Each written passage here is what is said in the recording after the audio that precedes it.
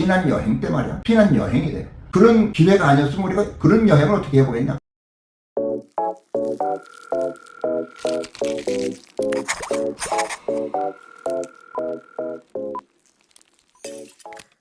안녕하세요. 정신과 의사의 인생 이야기 대전 정광설 정신건강의학과 원장입니다.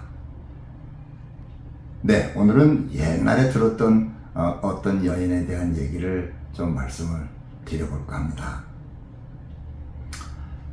31세의 여성입니다.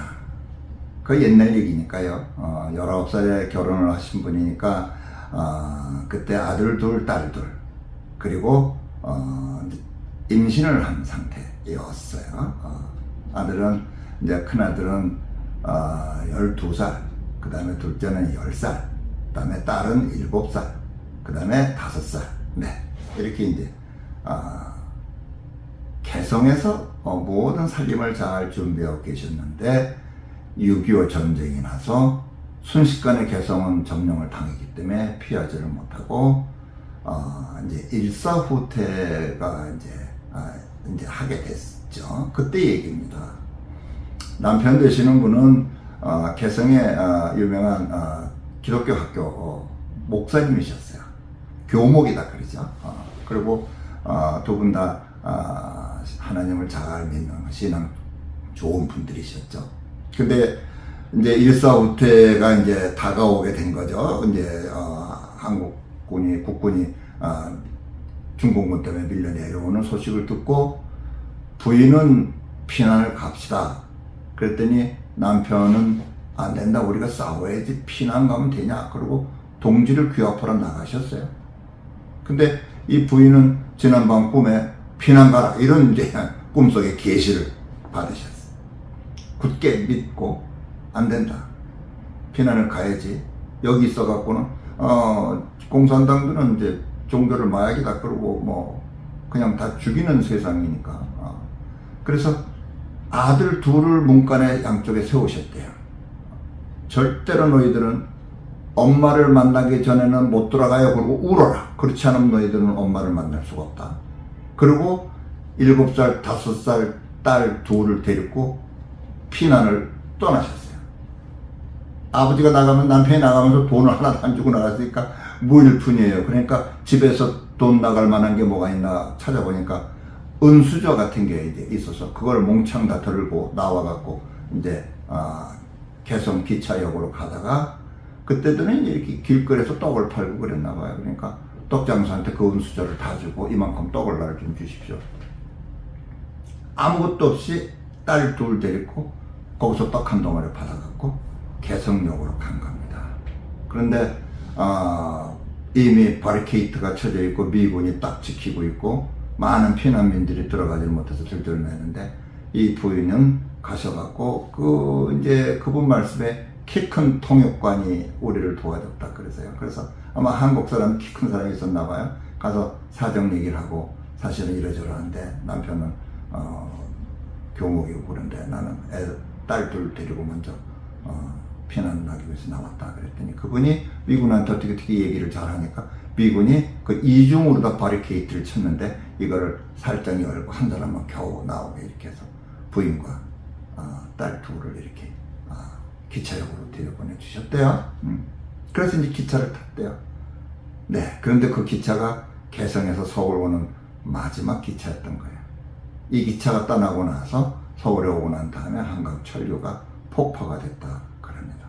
네, 그래서 이 부인은 이제 피난민 대열에 끼어가지고 그렇게 해서 인천으로 가서 인천에서 제주도로 가는 큰 미국소원 뭐 이제 수송선이라 그러시는데 아마 곡물 뭐 이렇게 뭐 하는 하여튼 그런 큰 상선이었었나 봐요. 근데 이제 그 경찰이나 군인 가족은 이제 선상 모이는 이제 쉴 수 있는 데 가게 하고 일반인은 이제 제일 지하 그러니까 제일 아래층으로 이제 다 들어가게 됐답니다. 근데 그때는 지금하고 많이 다른 세상이죠. 벌써 70년도 전 얘기니까. 수송선을 타는데 이렇게 널빤지 이제 널이라고 그러죠. 그래서 이제 널을 이렇게 몇 사람 지나갈 수 있을 만큼 깔아 이렇게 이제 놓고 그 위로 이제 걸어서 이제 이렇게 비틀비틀하면서 출렁출렁하니까 이제 배를 타는 그런 시기였대요. 근데 보니까 막 가다 떨어지는 사람도 있고 그랬대요. 근데 딸 둘 데리고 이제 피난 나오면서 며칠 동안에 그 이제 피난민들 구호물자 주는 거를 받아갖고 그 보따리가 이제 그게 이제 거기에 먹을 식량도 들었고 도플 담요도 들었고 다 그런 건데 그걸 들고 이제 이렇게 올라다 보니까 너무 사람들이 막 밀리고 그러니까 딸 둘을 놓치겠더래요. 그래서 그냥 보따리는 놓고 설마 굶어 죽게 하겠냐 이렇게 하고서 딸 둘 손을 꼭 붙잡고 주춤주춤 이리 밀리고 저리 밀리고 그러면서 배를 겨우겨우 탔답니다. 근데 배를 타고 이제 배에 이렇게 이제 너를 이제 지나서 배에 딱 내리니까 보따리가 앞에 툭 떨어지더래요. 그건 놨는데 사람이 많이 밀리니까 이리 밀치고 저리 밀치고 그러면서 보따리까지 같이 들어온 거예요. 하나님 고맙습니다. 이렇게 하고서 이제 하나님이 도와주셨다. 신앙으로 그렇게 생각하고 딸 둘을 데리고 이제 보따리를 들고 안내해 주는 대로 제일 지하 그 이제 밑에 층 갔대요. 그랬더니 막 넓은 운동장 같은 곳이래요. 그래서 가서 이제 이제는 살았다. 이제는 배만 타고 있으면 이제 제주도까지 가니까. 그래서 배에 딱 내리자마자 거기 이제 타자마자 구호물 받은 거 거기에서 국방색 담요죠. 군인 담요 한 장을 쫙 깔았대요. 그럼 그게 이제 그 사람네 집이 되는 거래요. 다른 피난민들도 다 마찬가지로. 그래서 이제 딸 둘을 데리고 이제 담요를 한 장 딱 깔고 나서 이제는 우리 살았어. 이제는 괜찮아. 이제는 우리가 제주도까지 가면 되는 거야. 그리고 남은 담요 한 장을 갖다가 차곡차곡 접어갖고 거기 한쪽에다 이렇게 딱 놓고 요게 이제 무대야. 그러면서 이제 딸 둘을 노래를 시키고 박수를 치고 이제 그랬대요. 그때 막 다른 피난민들도 이제는 안도할 수 있는 상황이니까 같이 어린애들 재롱 떠는 거 이제 보고 그러면서 피난을 제주도로 가신 겁니다.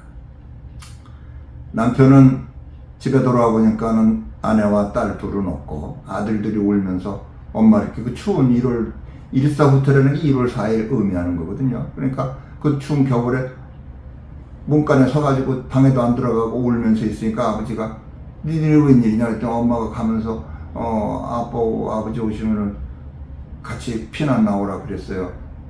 그랬더니 남편이 아내의 말은 안 들었어도 자식들이 우는 데는 진 거예요. 그래서 그래 가자 그렇게 하고서는 뭘 좀 먹이고 이렇게 하고서는 그날 자고 그 다음날 떠났는데 철교는 부서졌기 때문에 하여튼 고생하면서 부산까지 한 달 걸려서 걸어서 그 12살 10살 아들을 데리고 걸어서 한 달 걸려서 부산까지 피난을 하셨답니다. 네, 그런 얘기입니다.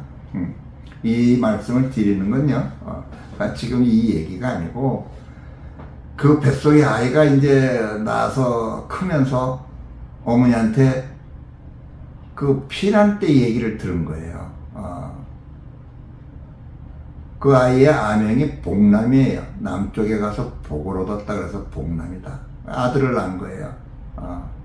남편도 없이 피난 가 있는 동안에 아들을 낳았어요. 그러면서 그 아이가 클 때 이제 피난 때 얘기를 이렇게 고생하고 이렇게 해서 하나님이 돌보셔서 우리가 이렇게 살고 있다 얘기를 하는데 무슨 얘기를 말씀드리려고 그러냐면요. 그 아이가 크면서 피난 시절에 우리가 이제 피난 시절 그렇게 흔히 얘기를 하죠. 어려웠던 시절 이렇게 얘기하면서 피난 시절이라는 말을 그 아이는 들어본 적이 없어요.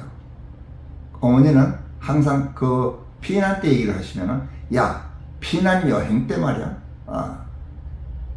피난 여행이래요. 그런 기회가 아니었으면 우리가 그런 여행을 어떻게 해보겠냐.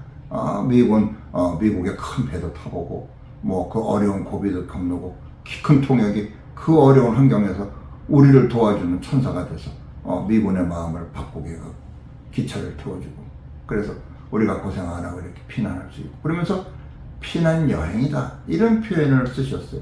그래서 그 기억이 나요. 피난 여행이다. 피난 시절이 아니고 자, 이 말씀을 드리는 이유는 우리가 이제 인과응보 이런 얘기를 많이 듣고 배우고 그랬죠. 사실 맞는 말이죠. 원인이 있으면 결과가 있죠. 네.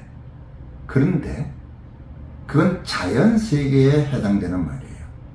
자연세계는 원인이 있으면 그에 따른 결과가 있을 수밖에 없죠. 요즘도 태풍이 올라오고 그러는데 태풍이 와갖고 심한 바람이 불면 날아가고 지붕도 날아가고 미국에서 뭡니까 그 회오리 바람이 불면은 집도 무너지고 뭐 이런 일이 벌어지죠. 그건 자연 현상이 원인이 있으면 결과가 있죠. 근데 인간의 삶은 조금 다릅니다. 원인이 있는데 그것이 영향은 주지만 결과를 결정짓지는 않죠. 왜냐? 그 원인을 내가 어떻게 보고 인식하고 해석하느냐에 따라서 대응하고 대처하는 자세가 달라지죠. 그러면은 그 후의 결과도 달라지게 되죠. 그래서 원인이 있으면 결과가 있는 게 아니라 그 원인을 어떻게 해석하느냐. 이걸 해석 언어 그러죠. 자연세계는 원인이 있으면 결과가 있다. 이거는 사실 언어입니다. 자연의 기록은 사실의 기록이죠. 인류의 기록은, 인간의 기록, 인생의 기록은 사실 언어의 기록이 아니라 해석 언어의 기록이다. 네. 우리가 처해져 있는 상황을 어떻게 보고, 어떻게 인식하고, 어떻게 해석하느냐에 따라서 결과가 달라질 수 있다. 영향은 받을 수 있지만 그 상황과 조건과 환경을 극복하고 초월할 수 있는 능력이 인간에게는 내재되어 있다. 이거를 말씀드리고 싶어서 오늘 옛날 어느 여인의 얘기를 드렸습니다. 피난 시절에 고생했다로 받아들일 거냐, 피난 여행을 감사함으로 극복했다라고 받아들일 거냐. 근데 이게 옛날 얘기가 아니고 요즘에도 이제는 뭐 신문에 나지도 않죠. 수능에 점수 좀 모자라서 기대만큼 못 나왔다고 자살하는 우리 어린 학생들이 많이 있습니다. 저도 경험을 했죠. 공부를 아주 1등생이었어요. 근데 과기대에 한 점 차이로 떨어졌어요. 그랬더니 속썩이고 결국은 스스로 목숨을 끊은 그런 경우가 있었어요. 네. 그러니까 내가 부딪힌, 내가 받은 스트레스를 어떻게 인식하느냐. 수능에 성적이 잘 안 나오니까 아니 이럴 수가 있어? 그리고 또 공부 열심히 하고 그 다음에 좋은 대학 들어간 학생들도 있고 우리나라에 아주 지도자 그런 위치에 있는 분도 여러 번 실패를 했는데 끝까지 노력해서 성공한 분도 있고 홍수환 선수처럼 사전오기에 시절을 쓴 사람도 있고 그러니까 상황이 어땠냐도 물론 중요하지만 그 상황을 어떻게 해석하고 인식하고 내가 반응하느냐가 훨씬 더 중요하다. 네. 이 방송을 듣고 계신 여러분은 여러분이 처해져 있는 어려운 환경을 어떻게 받아들이고 계십니까? 네. 해석 언어가 인간에게는 중요하고 그거에 따라서 운명이 바뀔 수도 있다. 이런 말씀을 드리고 싶어서 오늘은 상황 인식에 대한 말씀을 드렸습니다.